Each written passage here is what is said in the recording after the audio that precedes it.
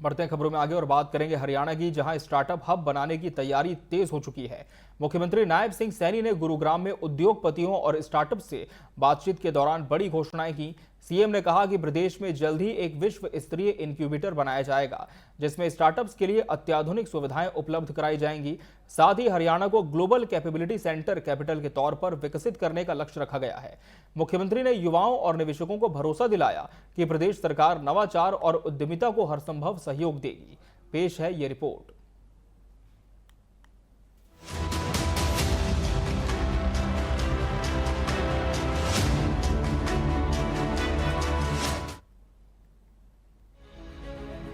मुख्यमंत्री नायब सिंह सैनी ने रविवार को गुरुग्राम में स्टार्टअप्स और उद्योग जगत के दिग्गजों के साथ बातचीत कार्यक्रम को संबोधित करते हुए कहा कि प्रदेश में स्टार्टअप्स को प्रोत्साहित करने के लिए राज्य सरकार प्रदेश के अग्रणी स्टार्टअप, कॉर्पोरेट्स और शैक्षणिक संस्थानों के साथ मिलकर राज्य में एक विश्व स्तरीय इनक्यूबेटर स्थापित करेगी। इसके अतिरिक्त हरियाणा सरकार का लक्ष्य गुरुग्राम और हरियाणा को विश्व की ग्लोबल कैपेबिलिटी सेंटर राजधानी के रूप में विकसित करना है। इस कड़ी में सरकार ग्लोबल कैपेबिलिटी सेंटर्स के लिए भी एक विशेष नीति बनाएगी। कि अपने इस मात्र 54-55 वर्ष के ही कार्यकाल के अंदर हरियाणा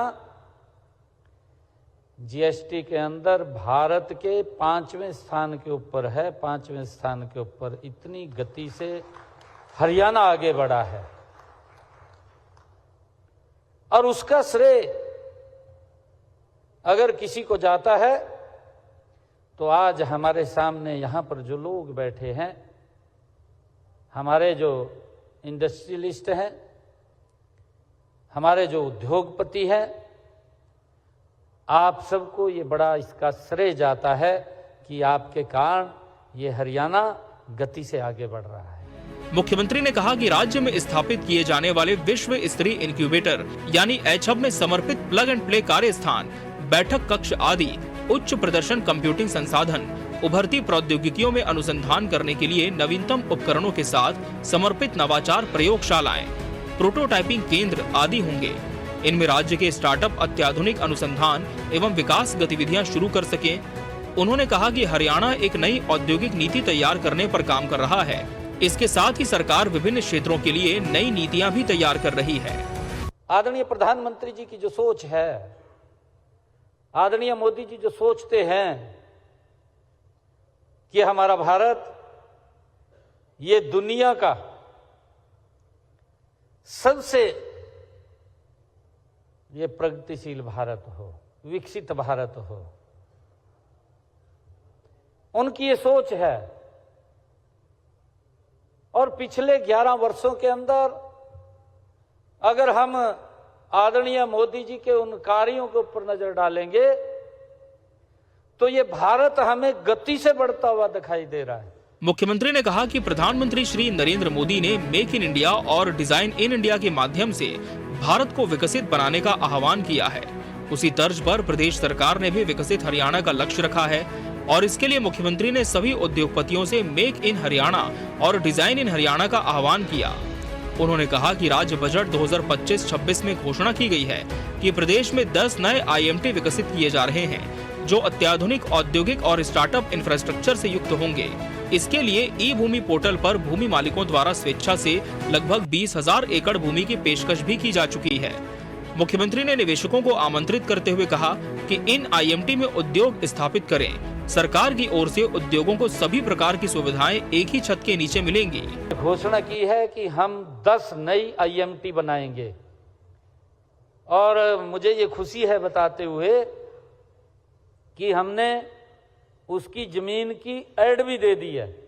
लगभग हमारे पास 20,000 एकड़ लैंड, हमारा जो ई भूमि पोर्टल है उसके ऊपर रजिस्ट्रेशन भी हो गया है। लोगों की अनुशंसा आ गई है कि हम यहाँ पर लैंड देने वाले हैं। 20,000 एकड़ अलग अलग आईएमटीज पूरे हरियाणा प्रदेश के अंदर हमने चिन्हित की है। मुख्यमंत्री ने कहा कि हरियाणा राज्य स्टार्टअप्स की संख्या के मामले में राष्ट्रीय स्तर पर 7वें स्थान पर है। प्रदेश में 9,100 से अधिक मान्यता प्राप्त स्टार्टअप्स कार्यरत हैं। हरियाणा से अब तक 19 यूनिकॉर्न कंपनियां हैं। राज्य में 50% स्टार्टअप्स महिला नेतृत्व वाले हैं। हरियाणा में पहले से ही फॉर्च्यून कंपनियों के कार्यालय हैं। और सरकार का लक्ष्य है कि ये पहचान स्टार्टअप्स को भी मिले। मुख्यमंत्री ने कहा कि स्टार्टअप्स को मजबूत करने के लिए राज्य के सभी इंडस्ट्रियल स्टेट में इंक्यूबेशन सेंटर स्थापित किए जाएंगे। स्टार्टअप्स की संख्या के मामले में हरियाणा आज 7वें स्थान के ऊपर है। 50% स्टार्टअप्स जो हमारी सरकार की एक सोच है, हमारी बेटियां भी यहाँ पर आकर के उन्होंने अपने बारे में बताया कि हमने कैसे शुरू किया, कैसे उसके अंदर आगे बढ़े हैं। 50% स्टार्टअप्स हमारी महिलाओं के नेतृत्व में चल रहे हैं और उनको वो आगे बढ़ा रही हैं। यह समावेशी विकास का ही प्रमाण है। मुख्यमंत्री ने कहा कि गत दिवसीय जीएसटी परिषद की 56वीं बैठक में कई अहम निर्णय लिए गए, जिनमें जीएसटी दरों को रैशनलाइज किया गया और आम नागरिक द्वारा प्रयोग की जाने वाली वस्तुओं पर कर दर को घटाया गया है। इसके अलावा खाद्य वस्तुओं, स्वास्थ्य, कृषि उपकरणों और मशीनरी, उर्वरक के इनपुट, नवीकरणीय ऊर्जा, वस्त्र और सामान्य उपभोग की वस्तुओं की दरों को भी तर्कसंगत बनाया गया है। इन फैसलों से आमजन को बड़ी राहत मिलेगी और महंगाई दर में भी कमी आएगी। आदरणीय प्रधानमंत्री जी ने 15 अगस्त को इसकी चर्चा की और मात्र महीना भी पूरा नहीं हुआ, उसी बीच में ही जो फर्स्ट नवरात्रा होगा उससे लागू हो जाएगा, देश के लोगों को उसका लाभ मिलेगा। इसकी जो स्लैब थी 5%, 18%, उस रेट स्ट्रक्चर का रेशनलाइजेशन किया गया और बहुत सारे ऐसी आइटम्स जिनको जीएसटी से ही बाहर कर दिया, जीरो कर दिया उसको। एक आम व्यक्ति के जीवन के अंदर एक बड़ा सुधार अगर करने का काम किया है तो आदरणीय नरेंद्र मोदी जी लगे हुए हैं।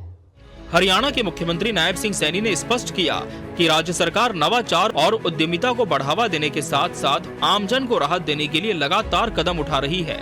जीएसटी परिषद के हालिया फैसलों से जहां महंगाई पर लगाम लगेगी, वहीं स्टार्टअप्स और युवाओं को नए अवसर मिलेंगे।